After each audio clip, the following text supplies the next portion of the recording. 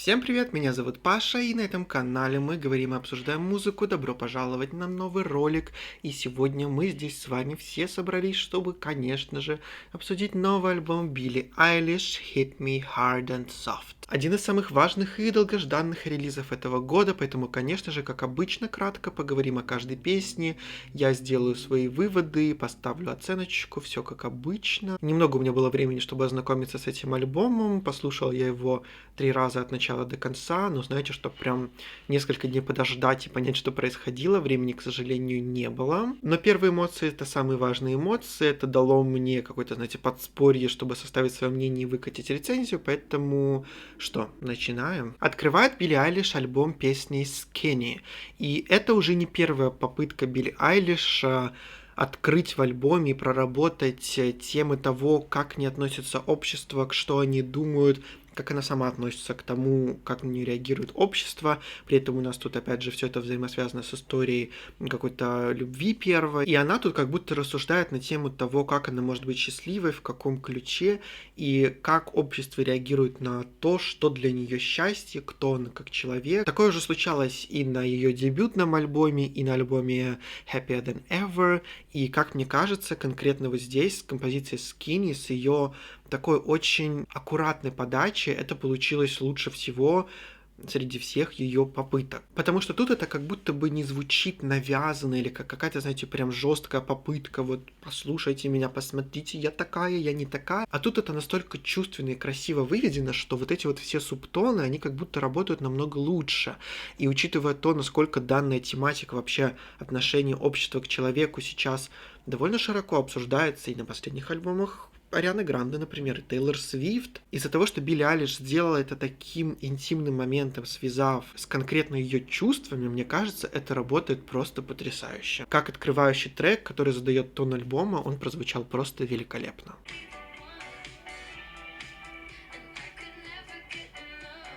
Но открыв альбом всем таким чувственным и очень субтильным, мы переходим сразу ко второму треку «Lunch», на котором это все очень резко пропадает, потому что тут у нас включается horny Билли Айлиш, скажем так, потому что эта песня настолько, она вот вызывающая в своем вообще ключе, естественно, если вдруг кто-то совсем по-инглиш не ферштейн, «Lunch» — это не про еду. Кушать можно разные вещи. Извиняюсь, нет, не вещи, плохо сейчас сказал. Еще хуже. Кушать можно разного рода потрясающие органы. Блин. Короче, песня про осознание того, что Билли Айлиш нравится девушке. Она довольно громко заявляла на эту тему в этом году, за счет чего построила некое такое промо-альбома, скажем так, давайте честно. И в целом эта песня, она довольно такая, знаете, яркая, очень-очень попсовая, очень легкая, но из-за того, что мы не так часто слышим Билли Айлиш в подобном звучании, довольно таком, знаете, родийном и форматном, это звучит очень даже интересно, и за счет того, что раскрывается довольно новая для Билли Айлиш тема, которая раньше в ее творчестве никогда не затрагивалась, и это что-то, что с ней случилось, ну, видимо, в последнее какое-то время, то, чем она захотела поделиться, то это все, знаете, настолько свеженько, приятненько, это очень летняя композиция, как мне кажется, и я считаю, что выбор ее как лид-сингла, что уже как бы случилось, в целом довольно рациональное решение. Третья композиция «Тихий Ром», если я правильно ставлю ударение, я тут не уверен в этом вопросе, но название трека вдохновлено главным персонажем фильма «Унесенные призраками». В целом очень интересно, что был выбран именно этот персонаж. Не до конца, наверное, понятно для меня, но все-таки интересно, потому что эта песня, она очень необычная, потому что в этом треке как будто нет какого-то линейного повествования, то есть это композиция, в которой, по сути, нету ни начала, ни конца, она вот резко начинается, дальше там как-то развивается сама по себе и также довольно резко заканчивается, за счет чего в ней можно выделить много разных интересных моментов, которые хочется почерпнуть и слушать, и в целом как будто это работает за счет того, что песня, она вот о том, как можно столкнуться со своими страхами, связанными с любовью, своими какими-то желаниями к этому человеку, когда вот вроде тебя что-то останавливает, и ты немножко боишься, но ты просто не можешь себя сдержать, и тебя просто вот тянет как магнит, чуть ли там не до уровня какого-то сталкерства, которое тоже прослеживается на этом альбоме, к человеку, то есть такой вот, знаете, любви, которую трудно описать, которая вот настолько тебя тянет на тупые эмоции и какие-то вот поступки, что ты не успеваешь даже это как-то толком осознать. И И вот эта вот тема боязни, какого-то вот, знаете, попытки быть осторожным, но все-таки очень сильно чего-то желать и хотеть, наверное, в этом плане это как-то связывается с названием. Но композиция интересная, особенно мне нравится вот сердцевина, которая была сделана инструментально, звучит потрясающе. Насчет начала и финала я не прям до конца уверен, но то, что этот трек действительно заслуживает места быть, и что он в целом заслуживает свои 5 с чем-то минут, тут по факту. Четвертая композиция Birds of a Feather, она все еще, знаете, такая достаточно минорная композиция, все типично для Билли Айлиш, но за счет того, что вся вот эта минорность выведена в нечто такое очень светлое по звучанию, знаете, как будто в Финиаса на несколько минут вселился Джек Антонов. Весь рассказ Билли Айлиш о бесконечной любви до гроба, о том, что вот просто хочется умереть с этим человеком вместе, звучит весьма приятно и неплохо. Это в целом не какая-то сложная песня по своему там повествованию или по своему инструменталу, но в рамках альбома, я считаю, она прозвучала довольно-таки складно. Следующий трек Wildflower рассказывает довольно интересную историю о том, как какие-то два знакомых Билли Айлиш человека, то есть ее друзья встречались вместе, была у них там любовь, но они расстались, и Билли Айлиш как бы была на стороне девушки, она ее поддерживала, как-то ей помогала, за счет чего они сблизились, но все закончилось тем, что Билли начала встречаться с парнем, то есть уже бывшим парнем этой девушки, и тут рассказывается вот эта вот история немножко, знаете, недоступности такого момента, каких-то внутренних переживаний, внутренних границ, то, как она раздумывала о том, что думает она, что думает он, а видит ли он в ней новую вот эту девушку. То есть у нас тут снова такая немножко история о самопринятии, но все-таки уже с перспективы какой-то вот конкретной ситуации, что в целом звучит довольно интересно, и вот это вот балладное повествование очень красиво раскрыло всю эту историю, поэтому для меня это один из хайлайтов альбома. И говоря о хайлайтах альбома, следующая композиция The Greatest, и, видимо, когда артист называет песню The Greatest, какая-то у него внутренняя чакра просыпается, потому что это тоже один из абсолютных хайлайтов этого альбома. Это композиция, где Билли раскрывает тему какой-то безграничной любви, даже не бичевание, скорее вот самоотдачи, и настолько, когда ты отдаешь себя каким-то отношениям полностью безвозвратно, что просто вот не можешь думать ни о чем другом, ты просто перестаешь нормально функционировать и полностью становишься вот чем-то удобным для другого человека, а он как будто не может это до конца оценить, ну либо не может, либо не хочет. Тут у нас довольно интересные разговоры о ценности самой себя, о том, насколько это все может работать в отношениях или нет, насколько ты можешь отдать себя, не получив чего-то взамен, и почувствовать ли себя вот этим вот великим или нет. Потому что в итоге, как вот показывает даже эта композиция, когда ты очень много сильно чего-то вкладываешь, но не получаешь такого же взамен, это все получается очень таким односторонним, по сути, общением, и потом ты очень сильно разочаровываешься, потому что ты вроде как очень много чего-то вложил, а отдачи нужной нет. Из-за этого очень тяжело справляться с какими-то своими эмоциями, как-то вот, знаете, пытаться вилять между такими вот ситуациями и пытаться понять, насколько для тебя это работает как для личности. И вся вот эта рефлексия трека построена на звучании, которое очень напоминает, я думаю, многим композиции Happier Than Ever. Конечно, они очень разные эмоционально и по вообще своему сторителлингу, но вот это, знаете, вторая разрывная гитарная часть, громкое пение Билли Айлиш, это, конечно, очень сильно подкупает, потому что в такие моменты это все настолько начинает красиво складываться в картинку и работать, что ты еще больше пытаешься вникнуть в то, что пытаются нам пропеть и показать инструментально, что ты просто начинаешь немножко растворяться в песне. Седьмой трек, знать бы еще как читать по-французски, L'amour de ma vie, в общем, Love of my life называется этот трек. Это у нас еще одна уже, наверное, как будто другая история любви, достаточно хаотичная, когда, вот знаете, эмоции, связь с человеком случаются, но это все настолько плохо работает и сочетается, что ты сам в итоге рад, что это все закончилось в какой-то момент. И вроде как и сердце разбито, и грустно, но при этом тон какой-то композиции довольно позитивный. Я ценю попытку разделить песни на две части. Это, конечно, здорово и интересно. К сожалению, для меня вторая часть песни абсолютно не работает, мне не понравилось. Конкретно вот именно как это подали по звучанию. Они как будто, не совсем сочетаются и что ли правильно дополняют друг друга. Поэтому для меня это все-таки не хайлайт. Следующий трек The Diner — это такая, знаете, немножко криминальная драма от Билли Айлиш, опять же, с небольшой рефлексией и рассказами на тему обсессии над каким-то человеком, когда ты находишься в отношениях. Для меня этот трек как будто немножко не работает в сочетании повествования, сведения и инструментала. Вот не знаю, во время прослушивания ты все время ощущаешь, что вот как будто что-то немножко не то, поэтому, опять же, для меня это тоже, к сожалению, хайлайтом не стало. Тема такая на альбоме уже тоже плюс-минус присутствовала, да, тут интересно за счет того, что она ее подает все-таки больше как таким сторителлингом, но, опять же, как будто не прям обязательно. Потому что вот на следующей композиции Bittersweet как будто начало композиции достигает всего того, что они пытались сделать на прошлом треке The Diner, и тут вот это вот начало, оно как раз-таки звучит цельно, довольно собрано. Наверное, вот если бы такой сделали эту песню больше полноценной, она бы лично для меня раскрылась получше. Это тоже такая песня, взаимосвязь, немного о любви, об отношениях, о изоляции, когда вот, я так понимаю, насколько я понимаю, это уже со стороны Билли, а.к.а. популярной особы, которая много где находится, много что в ее жизни происходит, но при этом она достаточно одинока, и это накладывает какие-то свои ограничения на жизнь, когда люди, которые близки к тебе, например, там твой партнер начинает довольно там ревностно к тебе относиться, или там чему-то завидовать, или бояться за то, там с кем ты, где ты, а ты как будто не можешь ничего с этим поделать, и вот это давление, оно на тебя все время накладывается и вызывает в тебе какие-то очень противоречивые эмоции. И перетекает это все в закрывающую композицию Blue, и что тут сказать, ну, закрывать красиво альбомы Билли Айлиш умеет. И тут как будто круг закольцовывается, и мы снова возвращаемся к таким темам, как ожидание общества,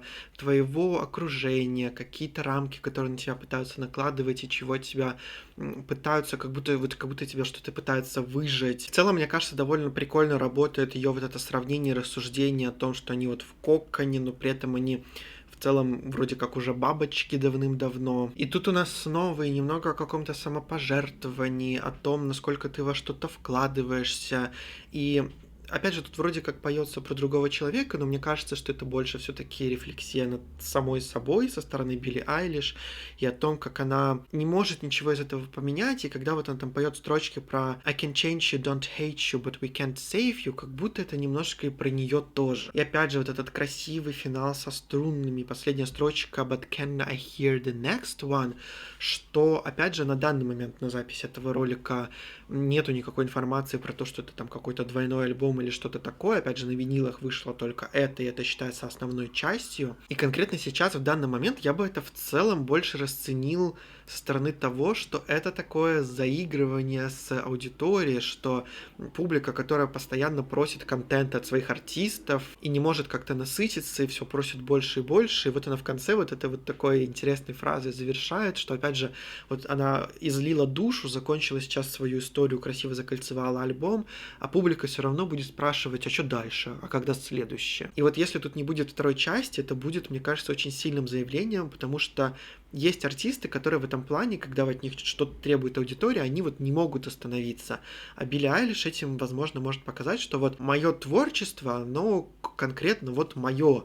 И что я решила, так оно и будет. То есть это такое интересное проставление границ между собой, своим творчеством и аудиторией, потому что, по сути, задача аудитории, которая сама выбирает, кого слушать, это слушать тот контент, который предлагает артист. А у артиста есть выбор, предоставлять контент конкретно тот, который вот у него случился в сжатом, в лучшем виде, либо давать абсолютно все, чего хочет аудитория. Так что в этой фразе может быть, конечно, несколько каких-то смыслов, может быть, это просто действительно намек на второй альбом, посмотрим, но лично я бы, наверное, как вот со стороны оценивания сейчас ее материала, мне бы хотелось, чтобы это было прям финалом. Ну и по трекам это, собственно, все. Я вам признаюсь честно, мне сейчас было очень трудно про них говорить, потому что я оставил дома свой сценарий, к сожалению, поэтому пришлось вспоминать. Выводы я никогда не пишу, а вот про песни пишу. Но хорошо, что это все было сегодня, и я не совсем как бы все забыл, и песни все еще хорошо помню. Но как бы то ни было, давайте переходить к выводам по альбому. Что хочется сказать сначала? Как мне кажется, альбомом Hit Me Hard and Soft Билли Айлиш доказывает, что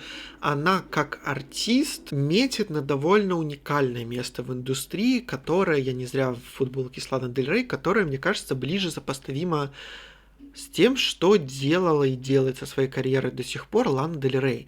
Это человек, для которого творчество — это все-таки самый интересный аспект, и попробовать что-то новое или как-то поэкспериментировать, и порой, возможно, даже не попасть, но это сделать для него важнее, чем безопасно продолжать одно и то же. Потому что про этот альбом, сколько бы синонимов там нельзя было подобрать, что точно про него можно сказать, что это альбом, который показывает взросление артиста, потому что в этот раз Билли Айлиш как будто концентрируется не на обществе, не на каких-то заигрываниях, а она как будто концентрируется конкретно на себе и пытается нам донести свою какую-то историю, рефлексию на тему своих чувств, потому что они тут центральные на этом альбоме, то есть не какое-то отношение с другим человеком, как к ней кто-то другой относился, а как она относится сама к себе и как она как личность и персона переживает разные ситуации в своей жизни. И за счет этого это все кажется довольно интересным и довольно комплексным, и опять же, не стоит забывать, что Билли Айлиш на данный момент 21 год всего лишь,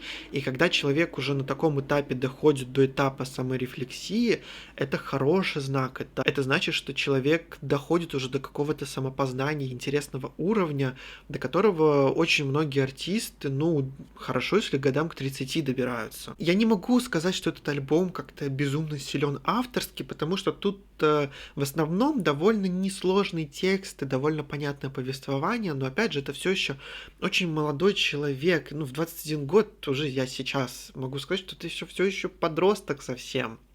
И каким бы ты там популярным не был, сколько бы у тебя не было уже денег и опыта, это все равно какие-то очень много новых эмоций. Это то, что Билли Айлиш пробует в первый раз, что у нас тут случилось условно на треке «Lunch». И вся вот эта подача, и как будто попытка вместе с публикой проработать саму себя и не бояться рассказывать какие-то ситуации, какие-то истории, какие-то внутренние переживания, она как будто ставит слушателей Билли Айлиш на одну плоскость, что вот они как будто ровны, что тебя тут не пытаются поучать, что на тебя не смотрят как-то свысока, или наоборот не ставят себя в какую-то позицию жертвы, а просто идет вот диалог на равных. Но все равно, несмотря на все это, я считаю, что главная звезда этого альбома — это не Билли Айлиш, а это Финиас О'Коннелл, потому что лучшая часть этого альбома — это его аранжировки и продюсирование.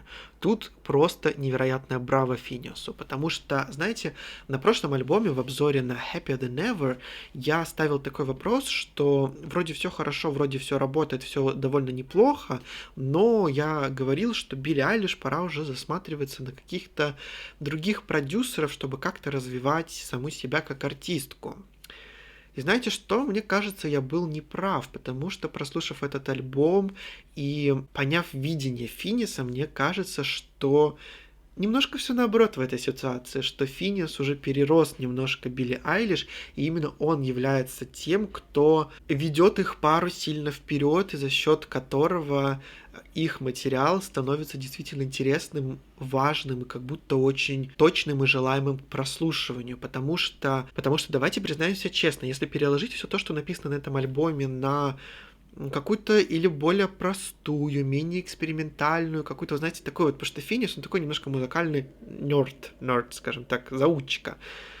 Если это все переложить на что-то более легкое, не знаю, извиняюсь очень сильно за сравнение, но вот давайте представим, что все тексты Билли Айлиш мы переложим сейчас в рамки того, что Джек Антонов сделал для Тейлор Свифт и Tortured Sports Department. И можно легко понять, что тогда этот альбом, скорее всего, перестал бы работать от слова совсем. Но за счет того, что такая открытая, простая лирика сочетается с интересными музыкальными ходами, с попытками экспериментировать, дабл-треки, перемены темпа, которые, да, возможно, не всегда работают, но они есть, и за счет этого это интересно. Это все складывается в невероятную картину. И теперь мне кажется, что все-таки Билли Айлиш нужно держаться за Финиаса очень даже так цепко. зацепка. Потому что, конечно, он, во-первых, старше, во-вторых, он музыкально намного мудрее, чем Билли Айлиш, давайте признаемся честно. И ему как раз вот не хватает настолько вот непосредственной вот этой вот Билли Айлиш, которая может написать что-то очень игривое или что-то совсем простенькое, с чем, наверное, проще как продюсеру работать, из этого можно там размести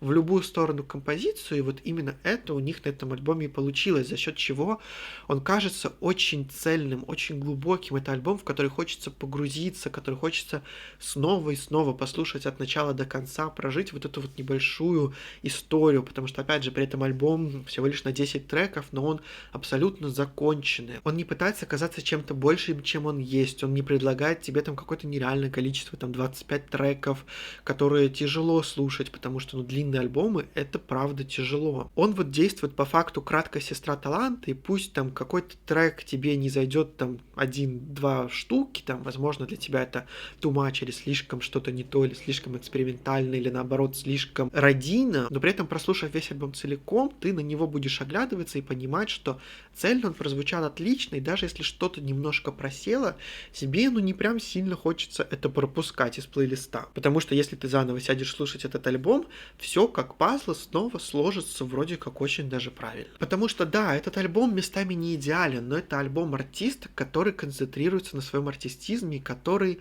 готов расти с каждой своей пластинкой, открывать какую-то новую грань себя, пробовать что-то новое. И самое важное, что есть для меня, это то, что артист не боится. И Билли Айлиш, которая позволяет создавать вокруг себя такие аранжировки, такую подачу, и то, что она доверяет тому, что за нее могут сделать в музыкальном плане, потому что, ну, я очень сомневаюсь, что она сама это все делает, я в это не верю, простите меня, пожалуйста, но довериться и быть открытой чему-то интересному — это тоже очень важное качество, которое недоступно очень многим, но то, как у нее это получается и как это все в итоге сводится во что-то единое, я считаю достойно похвалы. Ну и что, и подводя итог ко всему тому, что я сказал, я хочу поставить оценку альбому Билли Айлиш Hit Me Hard and Soft 8.2 из 10. И я правда хочу поздравить Билли Айлиш, Финиаса О'Коннелла, потому что я считаю, что у них получилась очень насыщенная, интересная, яркая, глубокая, нетривиальная, необычная пластинка, которую действительно хочется слушать.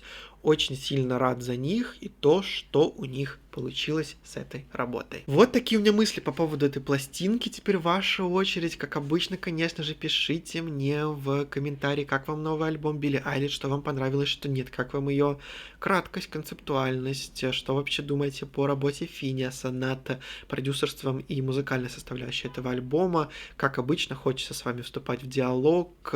Снова же напоминаю вам, что все интересные ссылки на мой телеграм-канал, на мои рецензии на музыку письменные, на кино. Кстати, в этом канале скоро будет очень много кое-чего интересного. Всю, в общем, информацию важную вы можете найти в описании. Не забывайте поддерживать ролик, потому что это очень важно для алгоритмов, естественно. Хочется, чтобы ролик хоть кто-то смотрел, и, возможно, нас становилось больше.